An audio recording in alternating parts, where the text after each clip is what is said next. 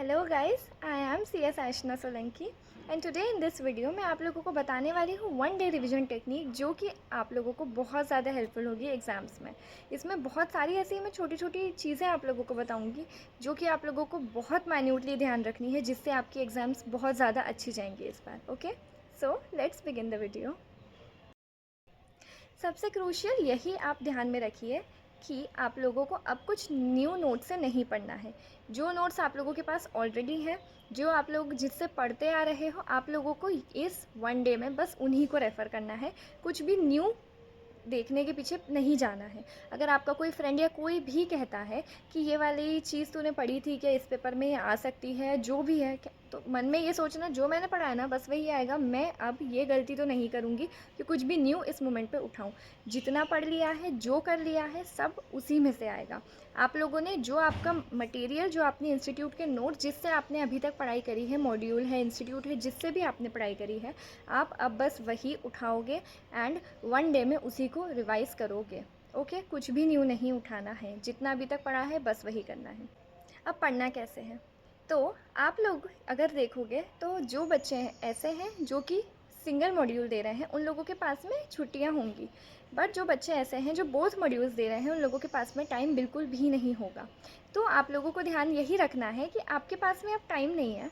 अगर एक पेपर से आप आते हो, अगले पेपर में हार्डली आपके पास में 10 आवर्स होते हैं। कितनी भी कोशिश कर लो कि रफली आपके हाथ में 10 to 11 आवर्स ही होंगे, इससे ज़्यादा नहीं हो पाएगा, क्योंकि हमको उसी में सोना भी है, खाना भी है, थोड़ा सा माइंड को रिफ़्रेश भी करना है, रेस्ट भी करना है, क्योंकि ये सब भी ज़रूरी है ना डेफिनेटली। तभी तो अगले दिन का हम 3 घंटे का पेपर बहुत एफिशिएंटली लिख पाएंगे। तो इसके लिए अगर आप देखोगे तो आप लोगों के पास ज़्यादा टाइम नहीं है, हार्डली 10 to 11 आवर्स ही है आप लोगों के पास। तो उसमें आप रिवाइज़ कैसे करोगे? देन मैं उसके लिए फ़ॉलो करती थी 7:3 टेक्निक। ये 7:3 टेक्निक जो थी मैंने खुद से निकाली थी। इसमें ऐसा था कि मुझे पता था कि माइंड अपना चीज़ों को इस तरह से याद रखता है कि जो आप एग्ज़ाम्स के जस्ट पहले पढ़ रहे हो, आपके दिमाग में वो चीज़ें सेव रहेंगी। जो आप पहले पढ़ चुके हो वो भी याद रहेगा, बट आपको उसका सिर्फ 70 to 80% याद रहेगा। लेकिन जस्ट आप एग्ज़ाम के पहले जो पढ़ के जा रहे हो, आपका माइंड उसको 100% कैपेसिटी में याद रखता है। तो मैंने जब ये स्टडी देखी थी, मैंने जब स्टडी के बारे में बहुत अच्छे से एनालाइज़ किया, तो मुझे समझ आया कि मेरी एग्ज़ाम्स कब हैं, 9 से 12 है, 12:15 मतलब 15 मिनट्स रीडिंग के। तो मेरी एग्ज़ाम्स 9 से 12 है। मैं कुछ भी करूँगी तो मुझे सेंटर पे हाफ़ एन आवर पहले तो पहुँचना ही होता है, और मुझे पूरा सिलेबस रिवाइज़ करना भी ज़रूरी है। किस टाइम में? सुबह के टाइम में।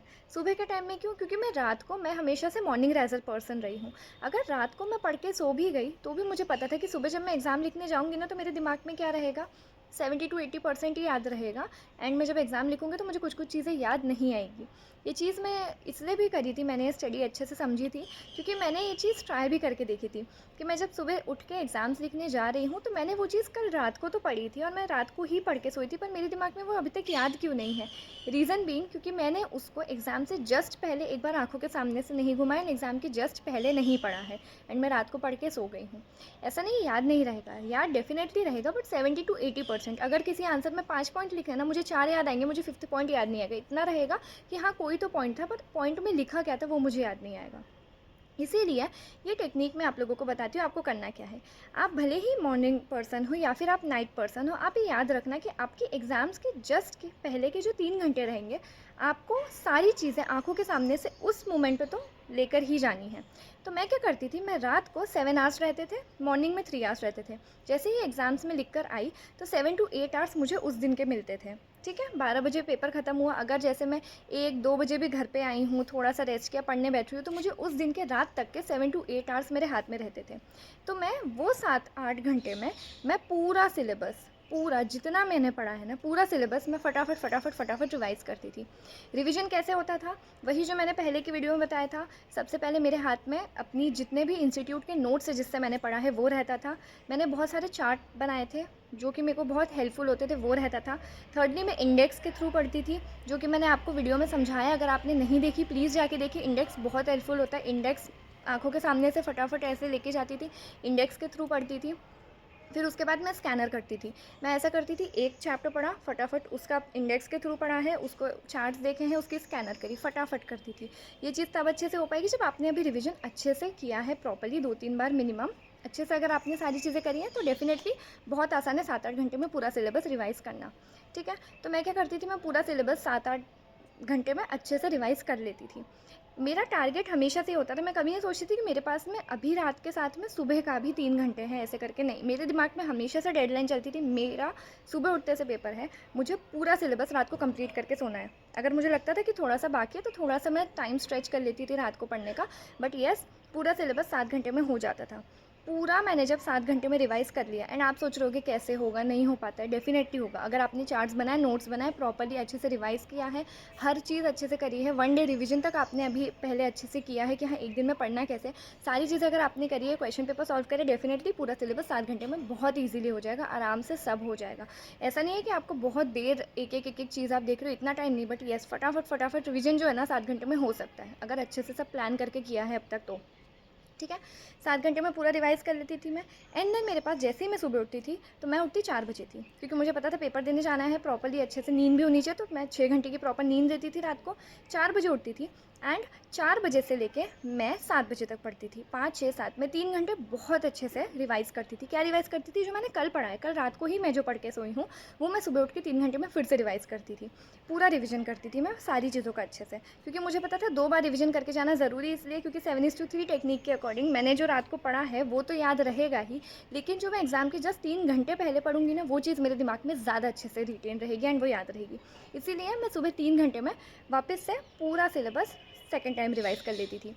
7 बजे तक रिवाइज़ करके मैं रेडी होती थी। आधे घंटे पहले सेंटर पे पहुंचना पड़ता है, मेरे घर से तो दूर भी आता था, पता नहीं क्या ही था इंस्टीट्यूट को, हमेशा मेरे घर से बहुत दूर सेंटर देते थे।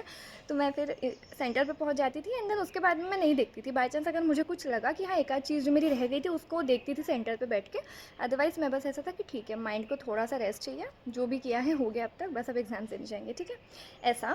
और 3 घंटे के एग्ज़ाम्स में अच्छी भी जाती थी, क्योंकि मैंने 2 बार पढ़ लिया है। जहाँ बच्चे एक ही बार पढ़ पाते हैं, मैंने 2 बार पढ़ लिया है। जब आपके माइंड में ऐसा रहेगा ना कि मेरे पास में 10 से 11 घंटे हैं, माइंड स्टार्टिंग में जब आप पढ़ने बैठोगे ना, एग्ज़ाम देकर आते से ही, आज जब आप पढ़ने बैठो अगले पेपर के लिए, तो माइंड थोड़ा स्लो चलेगा एंड आपको लगेगा हाँ ठीक है, कर रहे हैं। स्टार्टिंग के चैप्टर्स में आपको टाइम लगेगा, बट जैसे ही आपके दिमाग में डेडलाइन रहेगी कि सिर्फ 7 घंटे हैं मेरे पास में, एंड मुझे 7 घंटे में पूरा सिलेबस रिवाइज़ करना है, आपका माइंड देखना कितना क्विक चलेगा, एंड आपको ही पता है बहुत जल्दी करना है, तो अच्छे से होगा सब। ऑल्सो आप लोगों को ये चीज़ ध्यान में रखनी है कि आपको मेंटेन करके रखना है पूरा, कि आपको कितने घंटे में कौन सा चैप्टर ख़त्म करना है। एग्ज़ाम में आपको पता है ना कि हाँ, इस चैप्टर में इतने घंटे लगेंगे, तो आपका पूरा माइंड क्लियर हो जाएगा कि इतने घंटे में मुझे ये चीज़ रिवाइज़ करनी है। एंड अगर आपको अभी से पता है ना कि ये चैप्टर बड़ा है, इसमें ज़्यादा टाइम लग सकता है, तो आपको थोड़ा क्विक करना रहेगा उस चैप्टर को, क्योंकि आपको पूरा सिलेबस कंप्लीट करना है। ऐसा नहीं होना चाहिए कि आप थोड़ा बहुत सिलेबस करके जा रहे हो एंड नहीं मिल पाया है। काफ़ी बच्चे मैंने देखे थे जो सेंटर पे ऐसे बोलते थे, यार पूरा सिलेबस रिवाइज़ नहीं हो पाया, एंड आई वाज लाइक अरे यार, ज़रूरी था, पूरा सिलेबस रिवाइज़ करना ज़रूरी है। कुछ टॉपिक छूटे हैं, इट्स ओके कि ठीक है नहीं मिल पाया टाइम, बट येस, अगर आपको एग्ज़ाम्स क्लियर करनी है तो पूरा सिलेबस ये 10 घंटे में, एक पेपर के बाद दूसरे पेपर में जो टाइम होता है उसमें रिवाइज़ होना ज़रूरी ही है। एंड प्लीज़ डरिए मत, आधी चीज़ें तो हम अपने डर के कारण ख़राब कर लेते हैं, प्लीज़ मत डरिए। मैं कह रही हूँ आप अच्छे से प्लान करोगे, अच्छे से प्लानिंग इतनी सुपर्ब होनी चाहिए ना आपकी, मैं कह रही हूँ प्लानिंग इतनी सुपर्ब रखो ना, तो हर चीज़ अच्छे से हो पाएगी, एंड उसको बहुत अच्छे से एग्जीक्यूट करो, ठीक है, तो कर लोगे आप, मुझे पता है। बस प्लीज़ ये टेक्निक फॉलो करो एंड बहुत अच्छे से उसको प्लान करके रखो कि हाँ, ऐसे ऐसे मुझे करना है, तो डेफिनेटली हो जाएगा, कोई दिक्कत नहीं आएगी, रिवीजन अच्छे से होगा। कोशिश करो कि पूरा रिवाइज़ करके जाओ। जिनको वन डे का गैप है उनके लिए तो बहुत बेस्ट है। वो बच्चे भी ध्यान में रखें कि जिस दिन एग्ज़ाम देने जा रहे हैं ना, उसके पहले 3 घंटे जो है वो सबसे क्रूशियल है, उस टाइम पे एटलीस्ट पूरा रिवाइज़ करें। काफ़ी बच्चे नाइट राइडर होते हैं जो रात को पूरा पढ़ लेते हैं, सुबह एकदम उठते हैं और उठ के सीधे पेपर देने चले जाते हैं। गुड, अगर आपका माइंड इस तरह से फंक्शन कर रहा है तो। बट मैं यही हमेशा सजेस्ट करती हूँ कि एग्ज़ाम से जस्ट पहले आंखों के सामने से वो टॉपिक्स जाने ज़रूरी है, तब हमें ज़्यादा अच्छे से माइंड में रिटेन रहती है, याद आ जाता है क्विकली। ओके, सो ये टेक्निक फॉलो करने की कोशिश करो। देन उसके बाद आगे बढ़ते हैं। उसके बाद ऐसा है कि अगर आप लोगों को कभी भी पेपर ख़त्म हो ना, तो कोशिश करो कि डिस्कस ना करो किसी से। ये हर कोई आपको समझाते हैं, फिर भी हम गलतियाँ करते हैं। पेपर ख़त्म होने के बाद आपको किसी से भी डिस्कस नहीं करना है। जैसे ही आपका एग्ज़ाम ख़त्म हुआ, फटाफट आपको पेपर देना है, ना आपको अपना फटाफट सब उठा के घर आना है।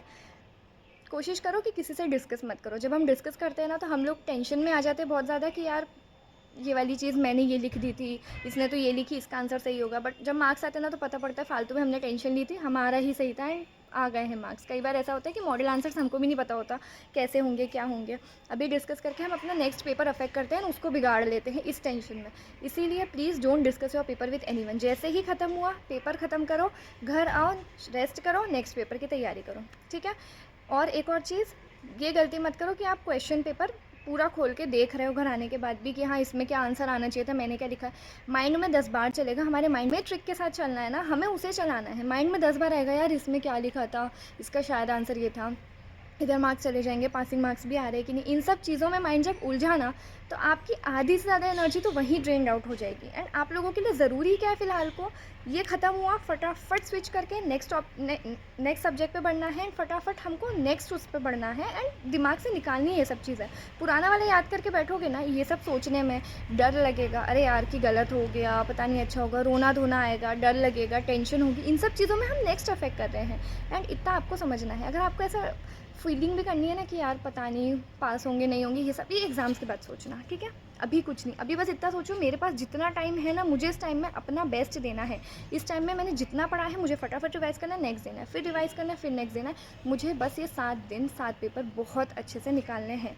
बस 7 है 8 है आपके एग्जीक्यूटिव में हो तो, ठीक है। तो जो भी है आपको ये 7 दिन 8 दिन बहुत अच्छे से निकालने हैं। आपको जितने पेपर्स हैं वो बहुत अच्छे से देने हैं। बस आप लोगों को ये नहीं करना है कि पेपर ख़त्म होने के बाद किसी से डिस्कस कर रहे हैं या फिर घर आने के बाद आप पेजेस फ्लिप करके देख रहे हैं कि यार यहाँ पे ये आंसर आना चाहिए तो ये आना चाहिए था। बिल्कुल नहीं करना है। Nextly please don't waste time.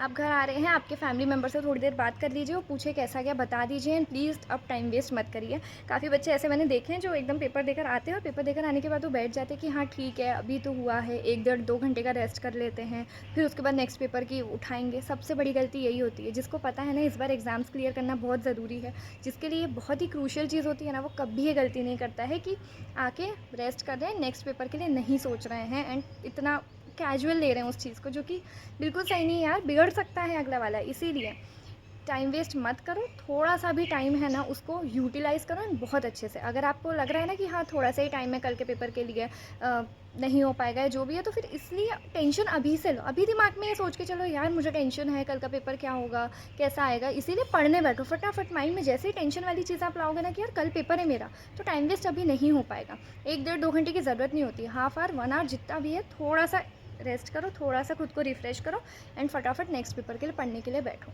Time waste करना बहुत इस मोमेंट पे हम अफोर्ड नहीं कर सकते हैं। नाउ लास्टली, ये एक बहुत ही क्रूशियल टिप है और ये ऐसी है कि जिसने यार सच में एग्ज़ाम्स क्लियर करवा दी मेरी, जो यही है कि प्रेजेंटेशन। सच्ची कह रही हूँ, प्रेजेंटेशन बहुत ज़रूरी है। अगर आपको लग रहा है यार कि सब बोलते रहते हैं प्रेजेंटेशन क्या होता ही है, प्रेजेंटेशन बस इतना सा होता है कि जब शुरू करो तो खूबसूरती से शुरू करो, जब एंड करो तो कोई दिक्कत नहीं है कैसे भी एंड हो, लेकिन हमारी शुरुआत इतनी प्यारी होनी चाहिए ना कि सामने वाले को एक इम्प्रेशन छोड़ के जाए।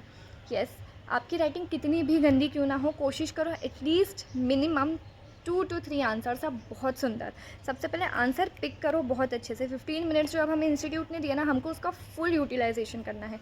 पूरा पेपर को आंखों के सामने से ऐसे क्वेश्चन पेपर को ऐसे लेके जाना है। हमें देखना है कि यार सबसे अच्छे क्वेश्चंस कौन कौन से जो हमें आते हैं, वो 2-3 क्वेश्चन हमें वो सिलेक्ट करने हैं। एंड उन्हें जब हम लिख रहे हैं तो हमें स्टार्टिंग के 2-3 आंसर बहुत सुंदर हैंड राइटिंग में लिखने हैं।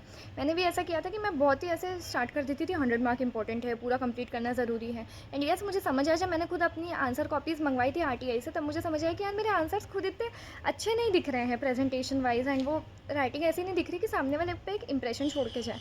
फिर जिस अटेम्प्ट में मैं अभी क्लियर हुई हूँ, मैंने उसमें बहुत सुंदर हैंड राइटिंग, स्टार्टिंग के 2-3 आंसर बहुत छोटी छोटी अच्छी हैंड राइटिंग में लिखे, बहुत अच्छे से लिखे हैं।